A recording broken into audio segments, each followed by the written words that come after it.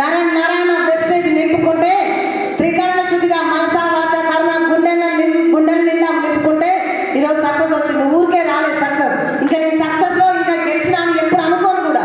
నా target బిఎంసీఎం member కావాలి, అదే పెట్టుకున్నాను. సో అయినా సరే బిఎంసీఎం అయినా సరే మళ్ళీ నేను డిస్ట్రిబ్యూటర్ లాగానే నిలబడతా. నాకు లక్షలు వచ్చినాయి, కారు వచ్చింది, ఎకరాలు సంపాదించినది కాదు. ఎందుకంటే నాకు అంత ఉంది, నాకు అంతా తెలుసుకో అనుకుంటే అడుగు ముందుకు వేయబుద్ది కాదు. ఎసాను. సో ఇంకా